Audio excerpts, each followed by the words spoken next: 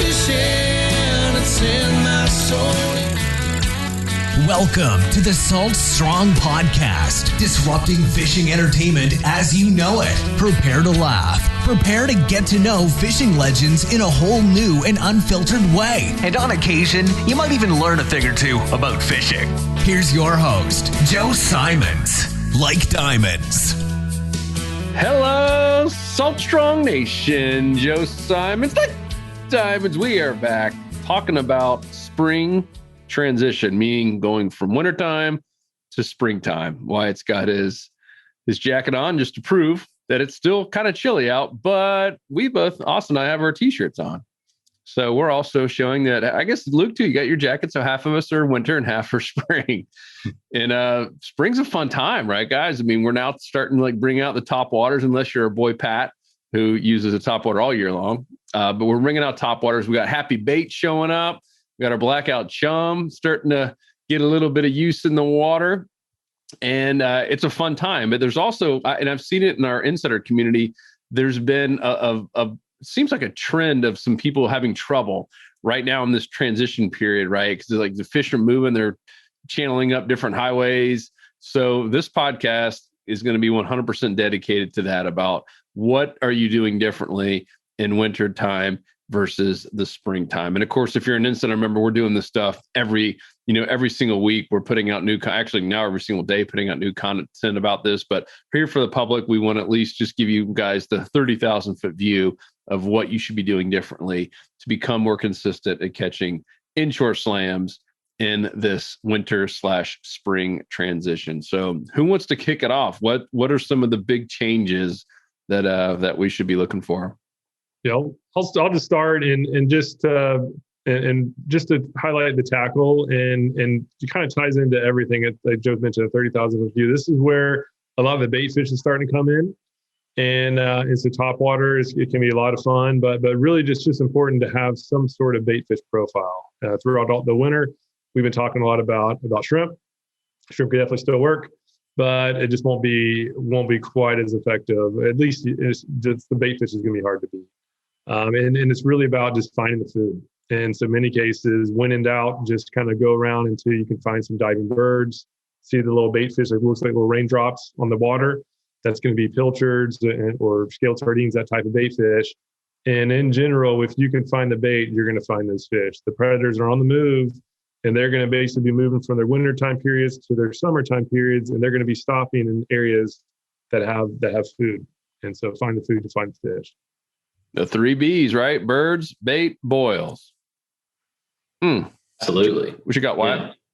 Yeah. So the big thing for me in terms of that kind of 30,000 foot view, speaking of, if you look on satellite maps, the big thing for me has been kind of transition zones between those larger bodies of water, like specifically the points where, say, an inland bay meets bays that are connected to the flats real close to the inlets and passes where you get a lot of seagrass, stuff like that. Typically those inland bays that have all the mud and warmth and wind protection where those fish go in the wintertime, those are very successful areas to target when it's cold and in late November, December, January. As you start getting into February in preparation for this kind of spring transition, fish can kind of feel those first pressure changes, the warmth coming in, and they start making that transition. And now really the majority of fish are starting to kind of come around that highway point where it hooks into different bay systems, intercoastal channels. If you look and see kind of a pathway, if you draw a line from those inland bays and follow the shorelines out towards the passes and inlets where those fish are going to end up in the summertime, spring is that transition zone where you catch them all right at the bends, hooks, and points between those bodies of water, because they're moving from winter bodies of water to summer bodies of water. Spring is that transition period where we hit them on all those points and areas like that. And like Luke said, there's a lot of bait that's kind of hatching right now as well. And it's really interesting to kind of dive into the different regional differences as well. Highly encourage you, if you don't know about the bait hatches in your area, do some research on that. I learned recently that there is a huge hatch of shad that occurs here in Texas, in Corpus, where I'm at, in the springtime. And typically when I fish in Florida or I was in the Carolinas, it was really small bait fish that were hatching. Right now, I'm throwing some kind of big top waters and some big baits that I normally would reserve for late summer. But that's just because there's a shad hatch that occurs in early spring. I'm going to scale it back down, as we get a little bit further into the spring when that shad hatch dies off. But right now, those fish are about to key in on a specific type of forage. So really good. And Luke, I don't know if you know about the pilchard hatches or anything like that, if it would be something similar. But it just seems like whatever that hatch that is happening at that specific time in that season, that's just what the fish are going to key in on. And it's definitely about to be really focused on bait fish. I'm going to be putting a lot of the shrimp lures up. I'm still having some success on them right now, especially because the freeze killed a lot of the bait fish here. But it seems like a lot of the bait fish that are starting to kind of come in with the rains from inland, pushing the shad out, things like that. Definitely big transition to bait fish lures. Cool. And then Austin, you're up in Jacksonville. So if you guys listening and you're not watching it, Wyatt is now in Texas, was in North Carolina, and now in Corpus. And our boy Austin is in Jacksonville. So what are your thoughts, my man? So I would like to say that this is a great time. Things are going to start getting a little bit easier for everybody that's been struggling through the winters, because the waters are going to start warming up. We're not going to have these big, huge cold fronts coming through anymore. The fish are going to get fired up.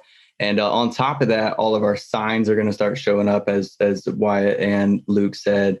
Your birds and your bait, you're going to be able to see them so much better.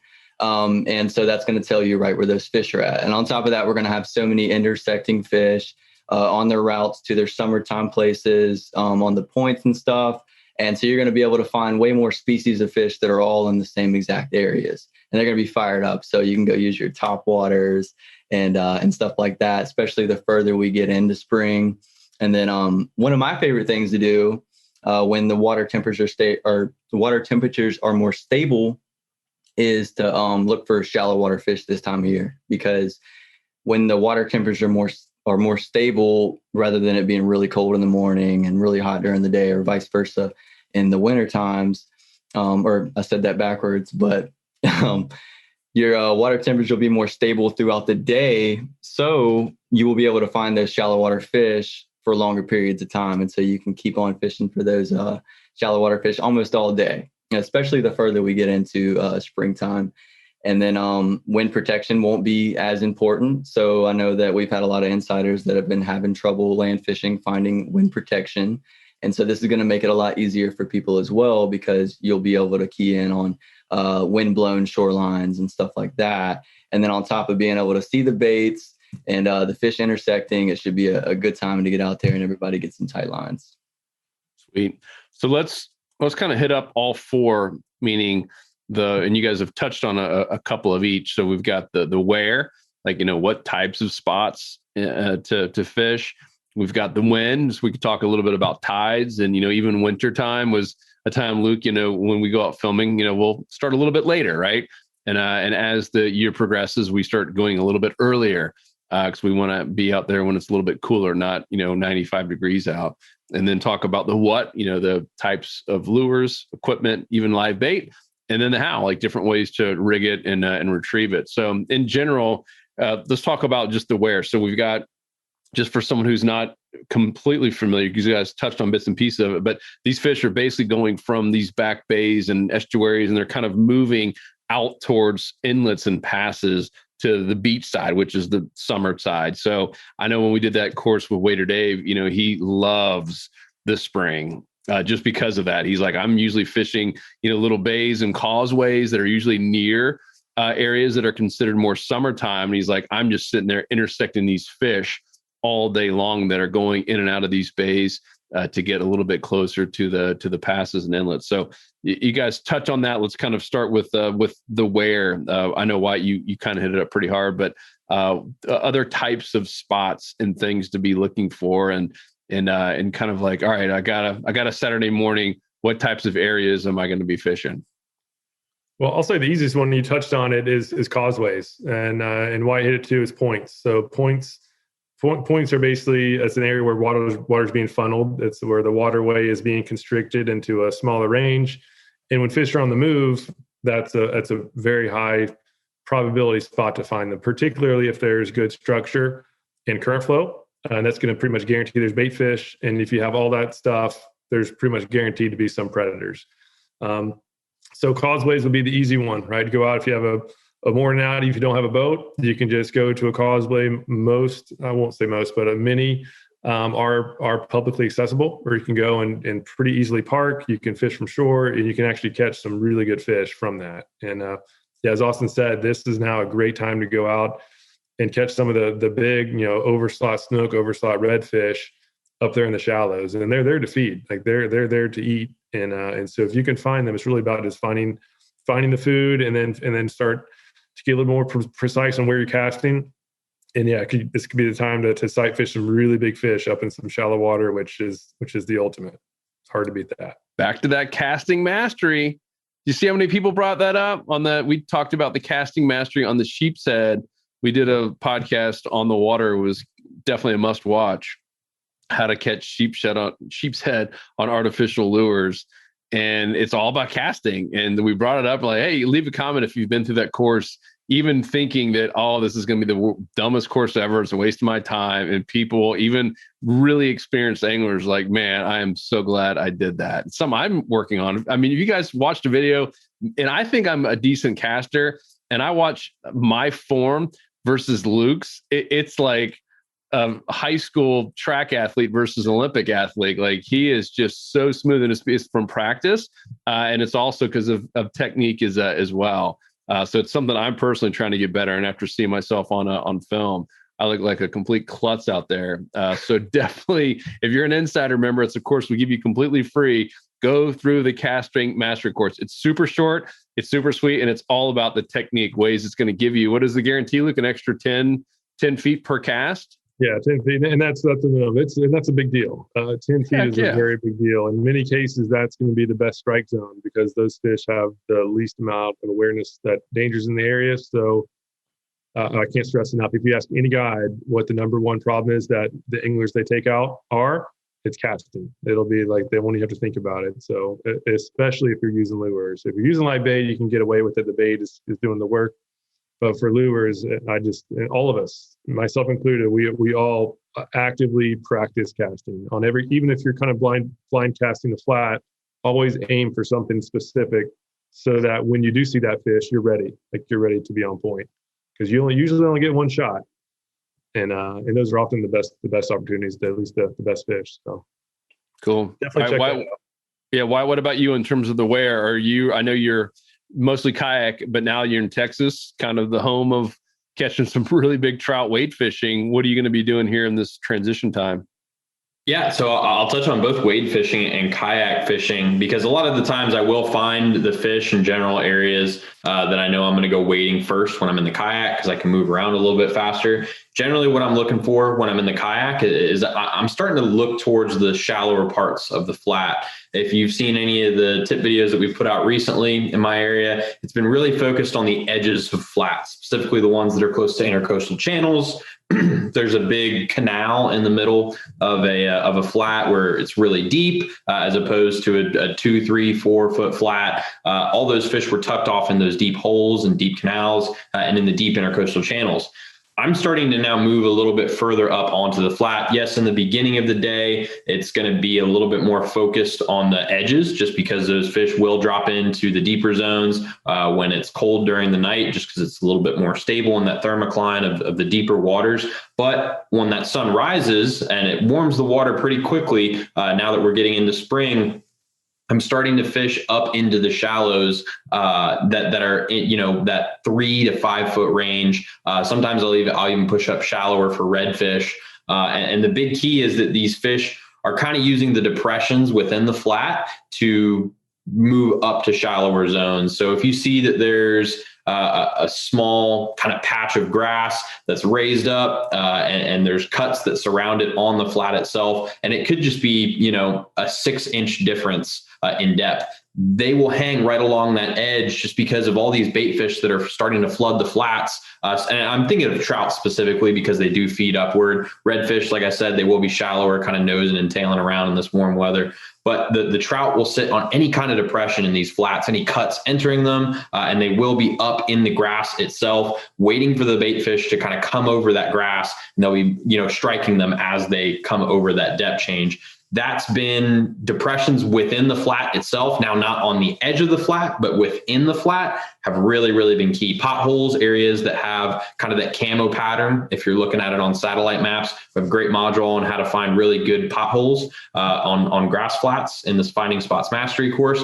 That is a textbook type of spot. If you can combine that with a depression on a flat that's, maybe close to a barrier island shoreline, things like that. And I will use the wind a lot of times with my kayak to drift those shorelines that are kind of close to those depressions, just because I know that wind is going to push that bait up against the actual shoreline itself of those barrier islands and kind of create almost a funnel of bait towards these potholes. So there will be a lot of bait up in the shallows itself, but the edges where it drops off right into that depression is where there's so many fish. I took an insider out yesterday and we basically drifted that exact type of scenario with the wind, casting parallel so we could retrieve technically with the current, which is being driven by the wind on those shallow flats. Tidal flow is not as big of a deal in determining which way the current's going to flow. It's more about where the wind's pushing bait. That's where the trout are going to position themselves into. And basically we just drifted, casting parallel towards the wind, retrieving as if it was a bait fish being pushed with that wind. And we hooked up with, I don't know how many trout, and got onto a really good quality bite as well. Several fish that were within that, 16 to 19 inch range, which after this freeze is quality, unfortunately. But there are some decent fish right now that are starting to show up in the shallower zones. And I'm definitely moving a lot shallower than I have been in the past couple months. So that's kind of my take on the where. In terms of waiting, it's going to be those same spots. I'm going to focus a little bit more on the shorelines as I'm on foot, because obviously I can't be standing in a depression with my waders on that I've been drifting over in a kayak. But yeah, I'll just wade those same shorelines, try to kind of work myself with the wind as much as possible, position in a way that I can get a little bit of extra distance. I'm not punching directly into the wind, but I'm also retrieving with that current, which is super, super key as these fish will position themselves in a way that bait is being manipulated towards them by the wind or the current if you're in an area where the tide drives it a little bit more. Sweet. Austin, what about you in terms of where? Yeah, basically the same things that Luke and Wyatt has been saying. My area is basically a big river, and some of the creeks that are coming off of this river are the size of some rivers. So I won't really venture up into the creeks, which really are not creeks, but in terms of size, but I'll fish the mouths of the creeks or like the edges of the main rivers, because that's where those fish are traveling at for the most part, because during the transition time, they're taking those roads and they're going to their new areas and hitting those points to feed along the way. And then we do have some mud flats as well. So I'll go up into those mud flat areas more when there's wind blowing up into there, when it's funneling that bait through that area. I don't like to fish a shoreline where the wind is blowing directly towards it in the spring. I kind of like to find areas where it's kind of blowing horizontal, where it might be blowing bait down that shoreline, kind of like what Wyatt was saying. And those fish will just stage up, especially if you got an area that's just outside of that wind, and it just makes it so easy for them to feed as the bait fish come by. So yeah, I mean, pretty much the same things that Wyatt and Luke have been saying, exact same spots. Cool. Let's move to the when. And besides the obvious, fish whenever you can, whenever you get a haul pass. Is there certain tides? Is there certain times of day that you like? No, not necessarily. With the tides, it really depends on where I'm at. So if I'm fishing like a creek mouth, time it when those fish are the fish that are actually coming out of those creeks. Normally towards the lower parts of the tides is when I like to fish the creek mouths, and during the higher parts of the tides is when I'll be out in the main parts of the rivers on the intercoastal and stuff like that. And I'll try to catch those fish on their transit in and out of the creek mouths, right there at the starts of the creek mouths on the very bottom or the very beginning of the tides. Are you still getting up a little bit late, like getting the gentleman's start, as we like to say, or are you trying to be as soon as the sun's coming up? What's that in a perfect world for this spring transition? Yeah, I wouldn't say get up super early in the morning yet. Now, when we get closer to the summertime, I probably will be, out there before the sun's even up. But for the most part, you still got a little bit of time to get up, get your coffee, wait for the sun to come up, and then get out there and start fishing. And a lot of that for me will depend on what the tide is that day. It's not like I wouldn't say that it's super important as much, at least, what time you're fishing in the springtime. But, so I'll look at the tides, and that will have a lot to do with what time I'm going to fishing. The time of day doesn't matter as much to me in the springtime. Cool. And you also have time to do your push-ups, right? Daily push-ups. Yeah. Those guns, dude. Come on now. Austin's got his family first. That's one of our core values internally, family first. And Austin actually has it on his arms. Yep. Family first. Yes. I love it, man. Cool. All right. Wyatt, to you on the win. Yeah. So depending on the species I'm targeting, I will get up a little bit earlier, but in general, as a rule of thumb, I am waking up slightly earlier than I was in the winter. Now, what I mean by the species specific, what time I'm getting up, if I'm going after trout specifically, I want to be at my spot as the sun's rising, just because we're starting to get into topwater time, and there is nothing like a morning topwater bite. And as that light starts to kind of permeate the surface of the water, that's when those fish really start to get kind of turned up on topwater lures. So the more time that I have when that kind of first light shows up, I find that the better the topwater bite is. Now, I know it's not necessarily going to be at its peak right as the sun's coming up, but they're starting to now hit at that time, which previously in the winter is very unlikely that they would. Now I'm expending some effort to definitely get out there and be at my spot as the sun's kind of coming up. And that's specifically for trout. If I'm after reds, unlikely I'm going to be doing that, just because they seem to be a little bit more focused on feeding on the bottom. So they're not looking up. That's not to say they won't hit a top water plug. And as we get a little bit later into the spring, I'm definitely going to be going after some redfish with my Super Spook Junior. But I would say, yes, generally I'm going to be waking up a little bit earlier than I did in the wintertime, getting that start. If I'm just going after general all species on a day that I'm not too focused on trout or redfish specifically, generally going to be on the water around 8:30. So the sun's probably been up for about an hour and a half. And that's definitely warmed the water enough to where those fish will be active when I get to my first spot, even with, a quick little paddle. It's only 10 minutes. But definitely a little bit earlier than my winter starts. Cool. And I wrote down permeate. Biggest word we've used so far this week on the podcast, permeate. The rule is no big words. So I break that rule every time. I'm so sorry, guys. Good morning. Luke, what about you? Certain tides, time of day here?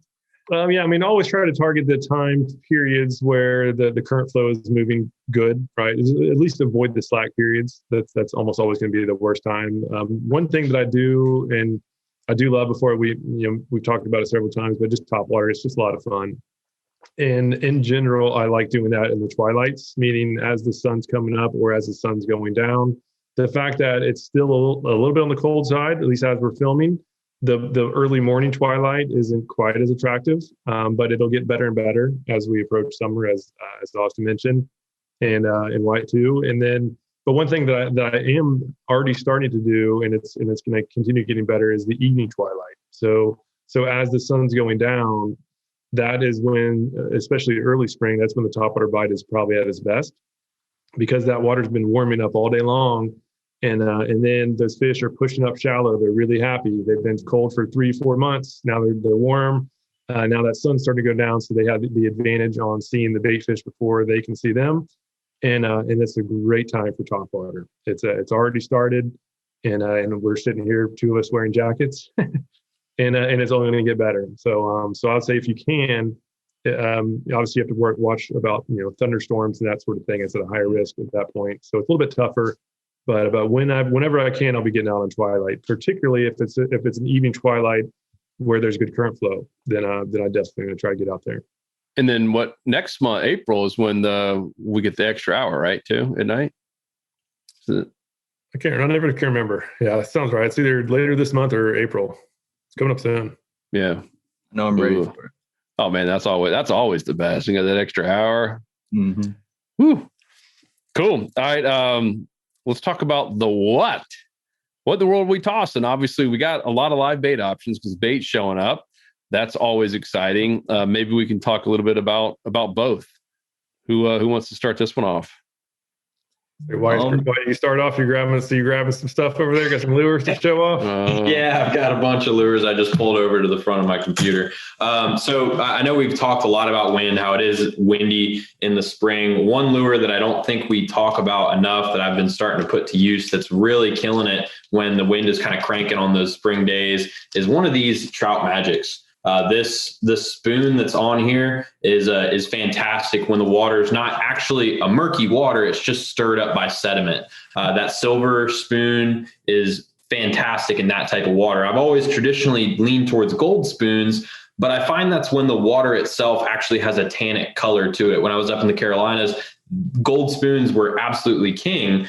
But now that I'm down here in Corpus, where the water's definitely clearer in terms of the actual water itself, I find that on the days where it's windy and there's sediment that's murking the water up, not the water itself, that silver spoon is really, really good. So again, small bait fish imitation. If we look at some of the other lures I'm throwing, just average 3-inch paddle tail, that is going to be probably my top producer here in the spring after the main hatch of shad that comes through. The smaller bait fish just are going to be so prevalent, and the larger game fish are just going to key in on what's the easiest meal to them. What are they used to hunting for? If you're pulling a bunch of large paddle tails in front of them, yes, it's a good high calorie meal, but they're not ready for something large to be swimming by them. They're really looking for, unless it's one of the really large game fish, like large bull reds or large trout that really specifically save their hunting opportunities for those large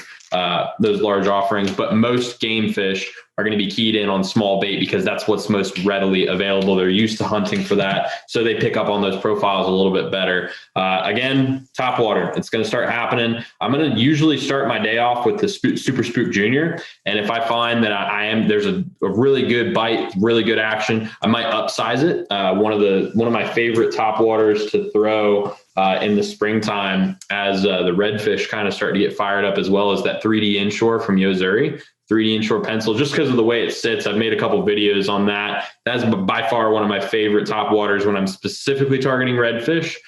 For trout, I will upsize to the Rapala Skitter Walk. On days where it's not terribly windy, there's just a nice little chop. I like the original, but on days where it's super windy, I'm going to go with the Skitter V because it does make really good cuts in the wind. The only downside of using that Skitter V is that it's not as large of a profile and doesn't have as loud of a clack.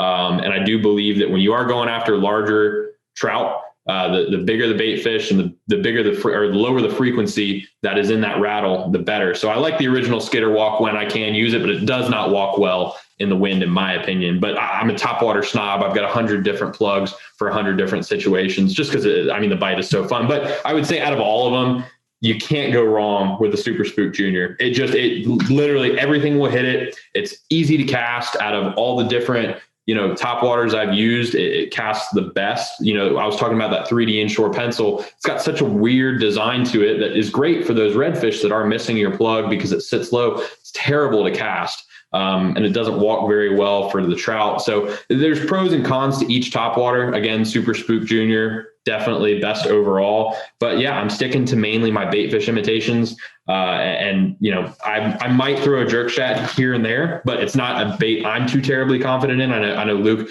jerk shads, I'm sure you'll touch on them. They're one of your favorites. I just like the paddle tails. It's better for the way that I fish because I'm usually feeling out new zones in the kayak, and it just helps me cover areas a lot faster. But I definitely am going to dip into some more jerk shad offerings as we get into the spring, just because now that I'm not in the Carolinas where I can fish clearer water and the darting presentation of jerk shads will pay off a little bit better here. Definitely I'm going to try them out. And I actually am starting to see some fish. I was testing out the Mirror Little John XL that we've got in the shop, and I actually was getting a couple hits from trout on that, and that's a jerk shad as well. So definitely going to be sticking mainly with bait fish presentations, throwing some top waters as well. So That's my paddle.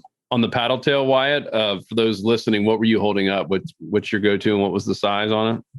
I apologize. That was the 3-inch Slam Shady Minnow Z. I would say that the 2.0 would work fine as well because it's that 3.5 inch. I probably am going to start throwing less of the 4-inch, and at least until summer, just because that small hatch of bait fish that's going to occur, that's going to be more of what's running around. And if I'm looking for numbers, that 3-inch Minnow Z is just going to be the perfect profile for those fish out there. And that Z-Man material just keeps on lasting and working. Yeah, but I do like the scent that's on that 2.0. When I'm going after reds, I know that they're in there. Sometimes I'll even rip off the tail of the 2.0. And actually last spring in South Carolina, I made a report. Insiders definitely know this one. I purposely ripped the tail off of one of the 2.0s because it had scent on it. And I could see that there was some reds that were popping on some shrimp, which if you see that, definitely, switch down to a shrimp profile. But I don't see that kind of thing happening too often. And I just ripped the tail off. It had some good scent to it. Twitch paws. And I was hooked up with like a 27-inch red. It was great down over in Myrtle's Inlet. But yeah, that 2.0 is great for when fish really are focused on scent. The water's murked up as well. Yep. And that's the Slam Shady 2.0. Buy them at fishstrong.com. And same with the Z-Man, Minnow Z and Slam Shady. And it's 2.0 because it was the second rendition. And it's 2-in-1, as Wyatt said. It starts off as paddle tail, rip the tail off, and we've caught some of the bigger fish. 40-inch fish have been caught on that 2.0 without the tail. And speaking of the scent, I don't know that you love it so much if you had to do what I did last week. So Corey called in sick, and we just got some new 2.0s coming in, and a lot of them are unpacked. We buy these things in bulk and have to pack them ourselves. So I had to pack a couple hundred packages, and literally shirt, everything. It's that scent. Woo!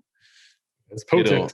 But it's so good. I just every time I smell it, it just reminds me of catching fish because it keeps working. But man, it is not fun to pack. So, what about you, Mr. Austin?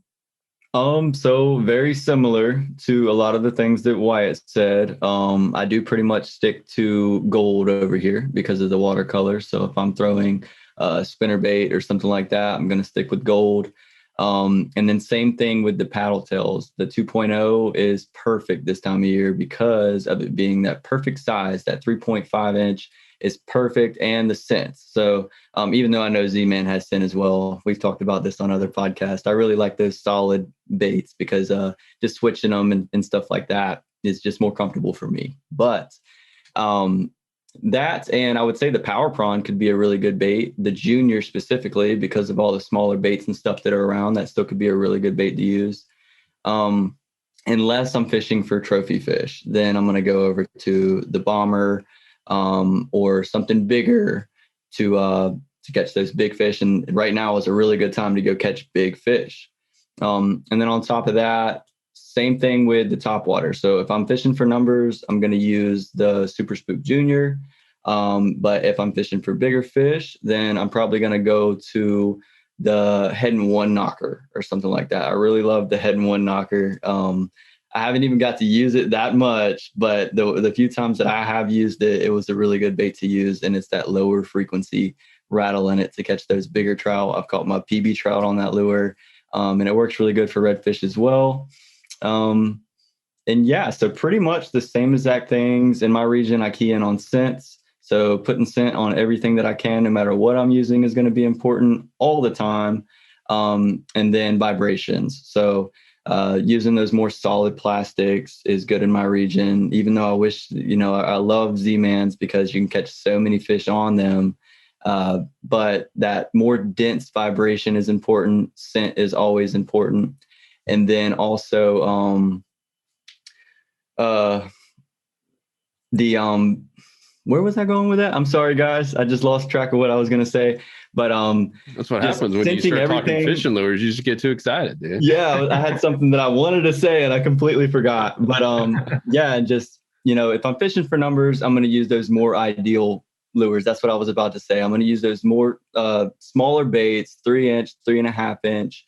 And if I'm fishing for trophy fish, I'm going to upsize it. I probably won't catch as many fish, but I'll have a better chance of catching those big fish that just aren't going to feed as much.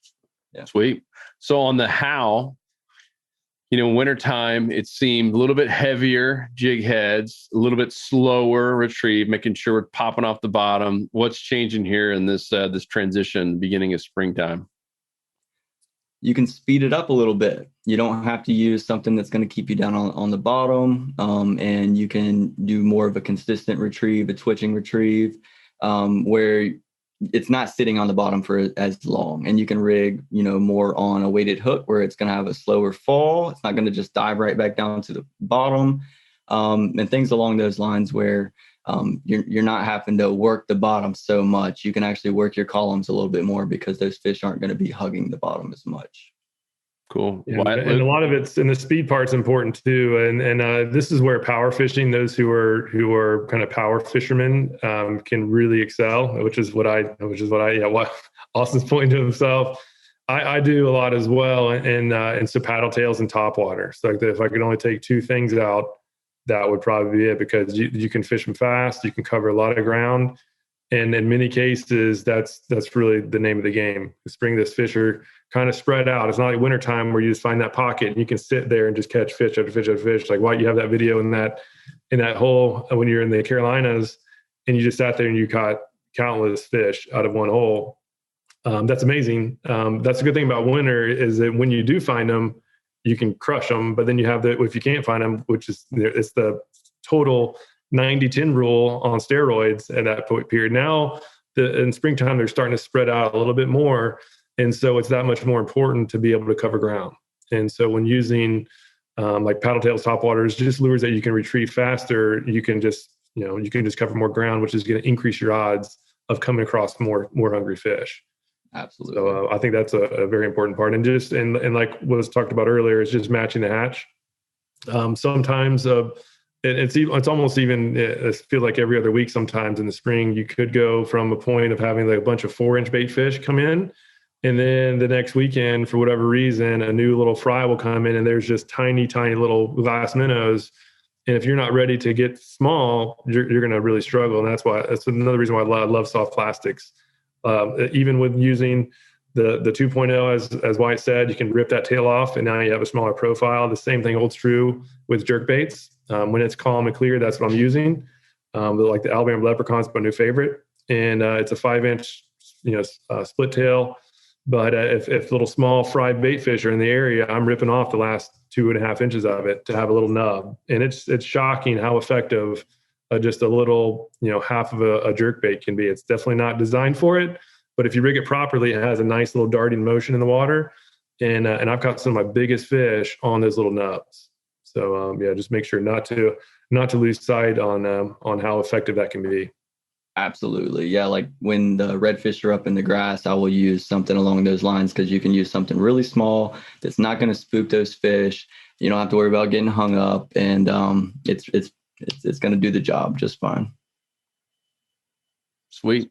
Luke, talk a little bit about live bait, or Austin. I know both you guys, since you have boats, it's a little bit easier for you. This is a time where, a lot of this, here in Tampa, we are a lot of the white bait showing up, even just a week or so ago, we were just doing some demo videos for the blackout chum, and boo, bam, sham, one cast, blacked out live well. So talk about that and where you're finding the bait, where you're using blackout chum, what's working. Yeah, so the bait's already starting to show up, and it's only to get better, which is the awesome news. And that blackout chum has proven to, even after a cold front and in the very, very beginning of March, we got some really good white bait. And so, in general, just the edges, at least in like Central Florida, where there's a bunch of seagrass, just the areas on the edges of the grass where there's some good current flow. If you can position yourself so that the chum is going down that edge, then the odds of you getting some good bait is skyrockets. And it doesn't take that long either. Like if you get in a good spot, you should know pretty quickly in the first 10 minutes. If you're in a good spot, there'll be bait fish there. And if there aren't any bait fish, then pick up and move. Go a little bit shallower, go a little bit deeper. Just try some different areas out. Look for birds, obviously. Always look for birds. Look for any kind of feeding stuff, and just try to make sure that where you position yourself is crucial. That's why we put together a course on how to use our chum. because a lot of people just make some mistakes that just totally prevent them from having success. Where they'll get bait like 1 out of 10 times, or even fewer. But just little small things like positioning, spot selection goes a long way. So everybody who does buy that channel gets that course. But yeah, you should know if you get in a good spot, you'll know quickly. And then if not, just pick up a move and try somewhere else. And also when you're doing it and when you're in a good spot, just know that in many cases you have, if you're in seagrass, you have current flow, you have bait fish, then odds are you can catch a bunch of trout right where you're catching bait fish. We had some fun videos last year. I guess that was in fall, Joe, when you came over. And we just did an experiment to see like what we could catch from that one spot. And we sat there, chummed up the water, netted a bunch of white bait, started throwing out white bait just for chummers. And the next thing we knew, we had probably 20, 30 trout feeding behind the boat, eating whatever we threw at them. So when you're doing the bait fish catching, if you have a kid on board, you want to get them on some fun, just, while you're doing it, just throw a little paddle tail around, like, cause that chum just gets everything going. It gets the whole food, not pyramid, but the hierarchy. It gets the whole hierarchy going. The bait fish get fired up, which fires up the bigger fish, and you can throw a lure in there and have all sorts of fun. Yeah. Blackout chum is not just for live baiters. It will definitely increase your chances, if you're in the right spot, of catching a lot of fish, even if you're using lures. So I love it. I mean, for a few extra bucks a trip, it is absolutely worth it to maximize your spot and bring the fish into you. I think all of us as anglers, we're always looking for that advantage, if you will. And anytime you can put some chum in the water, it definitely helps. I'd love to hear from each of you guys. If you could only have one lure, everyone always loves the one lure. So you got the beginning of spring, you can only use one lure. I'd love to hear what it is and how you rig it. If it's a certain, type of jig head, weighted hook, whatever it is. It's only one lure for the next 30 days. If I had to pick one, it would be a paddle tail on a jig head. So probably the Slam Shady 2.0 on a jig head, again, because I'm power fishing, and then because a lot of these fish are on the move during the transition period. I will get on my trolling motor and I will continuously work a shoreline until I find those fish. Fortunately, I do have spot lock on my trolling motor, and that is a feature that I use a lot when I'm doing that style of fishing. So as soon as I find those fish, I'm hitting spot lock and I'll nail that spot until I'm not catching anything else. And then I will continue back down that shoreline and I'll keep fishing. And I'm looking for shorelines that have a lot of creek mouths where fish are coming out of those creeks to join this transition and to feed, right? Because if you figure points, right? So a creek mouth technically is a point when it comes out and it makes that turn to join the intercoastal or join that main shoreline. That's technically a point, and you're going to have water flow coming in and out of these creeks. That's why the creek mouths can be so good to fish this time of year when those fish are doing this transition, because they can stop along these creek mouths and they can feed along the way. And in the same places is where you're going to see your bait. So, going back to the live bait for just a second, that's where you want to go look for your bait. So look on the shallower edges of the shorelines. You'll have a bunch of small bait fish. Even if you're not that good at throwing a cast net, right now is a good time to build some confidence, because even if you can't throw a cast net that well, odds are you're going to catch some of these baits, because there's just going to be so many big schools of them. Not so much right now, they're just now coming in, but the further that we get into spring, the more that you're going to see, and it's just going to get so much better. But going back to my favorite bait, a 1/4 ounce jig head with a paddle tail is something that I can continuously work. I can cover a lot of water and just not waste a lot of time searching for the fish, since they are on the move. And sometimes it can be that time of year where it's harder to locate the fish, but once you do, then you found them. Sweet. Wyatt, Luke? Yep. So I'll go ahead and go. I would say probably I'm going to go with the 2.0, Slam Shady 2.0 on an 1/8 ounce weedless hook. I'll probably opt for a 3/0 owner twist lock, just because it screws right into that 2.0 material really well, and it sits flush with that profile. Just a great bait to work in a variety of scenarios. You can drift grass flats with it. I can hit the shallows up for the reds. It's really versatile bait, and I can work it a ton of different ways. We did touch on retrieves earlier. I'm going to rig it up with a loop knot. That way I can fish it with a constant retrieve, and I can put in some action, stop and go, twitches, things like that. If you tie a snug knot, you might not have as good of action on that lure. But being able to rig it with that loop knot, if I'm pausing over potholes or I'm twitching like it is a shrimp, if I see that forage is what's available, it leaves so many options open without having to switch baits. So I'm going to stick with that 2.0. I've got a feeling Luke's probably going to say something similar. So I'll add a caveat to this as well, because I didn't touch on this bait earlier. We just added into the shop. It's the Paul Brown Fat Boy Pro Series Corky.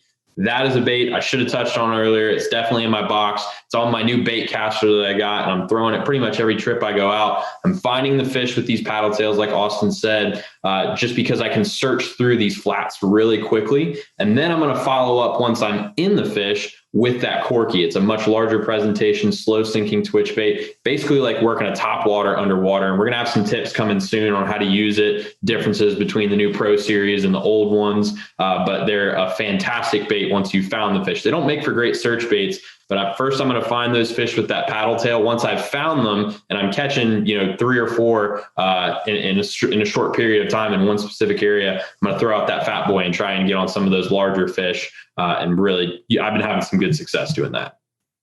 Love it. Ooh, yeah, and I would say the 2.0 as well. If I could only have one, I was going back and forth. I just like it because it's just so versatile. Right now the bait fish sizes are kind of fluctuating, just kind of based on whatever's just kind of coming in at a certain time. And the 2.0 is the best at being good at the 3.5 inch size. And then when you add the jig head, it's really like a 4-inch size bait fish. And then if the bait's really small, you just rip off that tail, and it has the best action of a tailless paddle tail that I've seen. So, and then also if the fish are really shallow, then you can rig it on a weighted hook, and it performs very good on a weighted hook. Unlike a lot of paddle tails have a really like flat front, and if you put on a weighted hook, it just really catches the water and gives us some unnatural motion. It doesn't really glide through the water quite as well. So yeah, if I could only have one, the 2.0 would be it for those reasons. But in general, the fact that the bait fish are changing sizes, I always have more than just one lure, of course. But if I only had to do one, that would be it. Cool. Any other mistakes that you guys can think of, or that you see, whether it be something that you personally went through or something that you see as a question come up? There's usually seems to be some kind of trend on why people are struggling in this transition period. Any obvious ones, or ones that maybe aren't so obvious? I can go ahead and start, because I made this mistake 100% when I first started fishing, kind of changing seasons. Usually in the wintertime, it's kind of hard to find fish. You spend the first couple of weeks finding them, and then once you found them, they're pretty much there all winter. And you get so used to a pattern of going and hitting up the same general areas and general locations where you're finding fish. And you might think, I can just move shallower in this general area and there's going to be fish there. Likely those fish are going to be making a pretty large transition here soon. It's almost like they're going on vacation to a whole different area. A lot of times these fish are moving between 2 different, essentially, bodies of water, inland bays and areas that are closer to passes and inlets.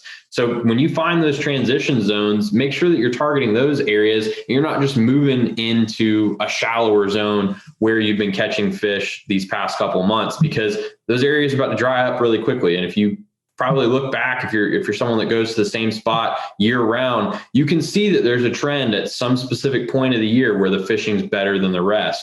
Because those fish are transitioning, the likelihood of you finding active feeding fish, there's probably going to be fish there that hang out year round. There's residential fish, but active feeding fish, they move around all year, dependent on a number of variables. And like we're saying right now, it's transition time. It's time for those fish to start moving around those points through these different areas. I would say biggest mistake is people continue to fish the same spots, or they think that they're fishing different spots, when in reality, they need to drive an extra 15 minutes down the road, or they need to take the extra 10-minute boat ride closer to a pass or an inlet at that transition zone, not at the pass or the inlet. I'm not fishing probably even within a mile or two of these passes or inlets. I'm sticking a little bit further away in that middle zone between the inland bays and the passes and inlets, all those transition areas between different bodies of water where there's little choke points where those fish are going to kind of congregate around, stick to a shoreline, stick to a point, something of that nature. that's where you're going to want to be looking. Don't fish the same spots you've been fishing all year long or all winter long, because they're about to dry up. That's great, man. And otherwise, join us on the Insider Club, where we talk about this every single week. We're doing our live coaching calls now every Thursday. And of course, every Friday, the Smart Fishing Game Plan, showing you exactly where to fish, because you nailed it, Wyatt. I mean, the fish kids get the passports ready. We leave and we going on a trip. They're not just moving a couple feet on the flat. They are moving. So I think that's most people probably are raising their hands saying guilty. That was a good one, dude. What you got, Austin? I see you got a good mistake tip. Wyatt nailed it. Pretty much, he nailed it. So people are going to start going back to their wintertime spots, and while there still might be some fish there, there's not going to be as many. Right now, there still might be quite a few there, but as we get further into spring, the less fish you're going to find in those areas. So if there's any advice that I could give people this time of year, is cover water. Or if you can't just cover water, if you don't have a trolling motor where you can continuously fish the shoreline if you're wading, or if you're in a kayak, continuously move, or pick multiple spots. Make an elaborate game plan where you're not banking on 1 or 2 or 3 spots. Pick as many as you can. That way you have options. Try to find an area that has a lot of spots in a small amount of area. And don't just pick your old winter spots. Yep. Good. Luke, any big glaring mistakes besides not being a Salt Strong insider? Yeah, I mean, I'll say when you are struggling, if you're out there on the water and just, things aren't working out, which is going to happen, right? It happens to everybody. Don't look at your equipment and think that it's an equipment problem. That's rarely the case. It's almost always the case of just not being in a good feeding zone. Spring is a time where if the fish are feeding. If you can find the fish, it's not nearly as important as far as what you throw at as important as just to be in a good spot. And so instead of tying on that 4th color choice that you tried all the colors, I need to go find another color. Instead of sitting there and retying, pick up and move. Like Austin said, pick up and move.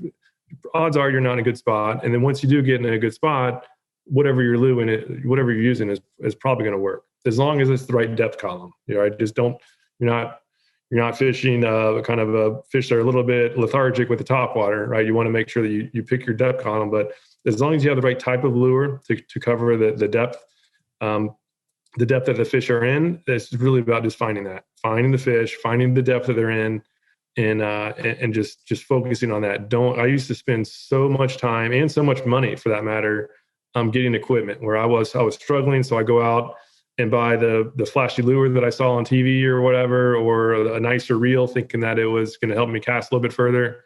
In reality, I was just fishing bad spots. I wasn't fishing the feeding zones consistently. And if you can do that, that's the name of the game. What you got, Wyatt? I've got one more mistake / tip for springtime fishing. That you touched on it really quickly there, Luke, and I want to elaborate on it a little bit more, is the depth. That is so key right now, and it changes almost every day because of all the different fronts that are moving through. Your first objective when you get on the water, as you're kind of feeling out these new areas, is to try different retrieves and fish different depths. What I mean by that is slow down your retrieve so you're fishing a little bit deeper, maybe add some twitches and pauses in so you can get some sinks, some falls, fish a constant retrieve, switch it up and to find out exactly what depth those fish are holding at, because once you do that and you start moving to different spots, you're not wasting your time fishing the wrong depth, because it seems like that bite, like you said, it really in springtime locks into a specific depth zone. Generally, I separate it top water, mid column, and deeper into the column, like the almost at the bottom. Basically, those are the 3 kind of differences in water column that I try to fish as I imagine my lure as it's moving through the water. So big mistake is I see people just focus on one column for several different spots, and they think, okay, there's no fish at any of these spots, when in reality there might not been a fish at 1 or 2 of them, but you missed them because you were in the wrong column at the other ones. So make sure you're varying your retrieve, and this is why paddle tails are great, because you can slow it down, speed it up, jig it, pause it, and you can feel all these different areas. You should be switching it up every cast until you can establish. You're basically doing your own test out there, feeling where those bites are coming from, making kind of a mental log in your mind, where those taps, those bites, and pinfish bites actually aren't a bad thing this time of year. If you start feeling that, it means you're in an area with baits. That's a good idea. That's actually not a bad indicator there as well. But big mistake, don't focus on one column. Make sure you're kind of switching it up. Again, that's why paddle tails are great. That way you can find out where the bites are, and then you can really maximize your time because you know you're in the right depth column, and then you can move to different spots and really feel those areas out quickly by knowing exactly what retrieve you need to use, because regardless of where you go in that area, once you've established where that bite is at that depth, that's where those fish are going to be all around that area. Solid. Man, this was packed with all kinds of great intel. I'd say if you made it this far, you're one of two people. One, you've already taken action, like the 21,000 inshore saltwater anglers who have joined us in the Insider Club who do want to save time because put you in the right spot at the right time and save money on the tackle, because they're really two of the big things. And the third one is the community, which Austin runs. So those are kind of the three big pieces. So either you're that person or you're the person that listens to these podcasts, and yet you keep going back, probably the same boring spots, wondering why you're not as consistent as you want to. And just going to throw out a big, bold, crazy challenge to you. If you're not a member right now, join today and stick with it for 1 year. So give us 1 year, and that's 27 cents a day. It's cheaper than a cup of coffee. So stick it with it 1 year. And if you haven't caught more fish than at any other point in your life, if you don't feel like you're more consistent and save money on tackle, then you shoot us an email and we will not only refund your money, we will double it back. So it's a 200% money back guarantee. And that might sound crazy. And we put that out there because we're so confident. We've been doing this now for 5 years. We got, like I said, 21,000 members currently active. And we know this stuff works. Wyatt is probably one of the cooler stories. Wyatt Antony, who I wish was here today. But Wyatt was in Tennessee when he joined, not exactly the saltwater capital of the world. He took all the things he learned from the Salt Strong Insider Club and applied them in North Carolina, a place that he had not fished, and then moved to Texas here recently and doing the same thing. And his very first trip, going out and catching a ton of fish, flounder and redfish and speckled trout. So this stuff works. It just continues to work. You do got to get in it. You do got to get in the community, right? Austin's in there loving on everybody every single day. And you got to do a little bit of work, just like anything that you want to get great at.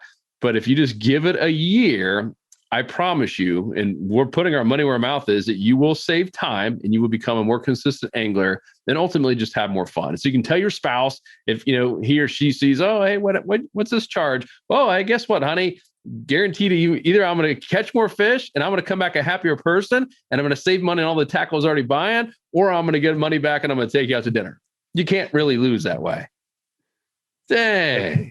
That's why we did it. Yeah. It's just because the feedback we've been getting, and it's not just the Florida thing or Texas or Carolinas, it's really anybody targeting redfish, sea trout, snook, flounder. Those are really the four core species. And obviously we cover triple tail tarpon, the seasonal stuff as well. But those general four inshore fish, there's nothing even close to it as far as the depth and just the ease of going from wherever you are now to consistently catching slams.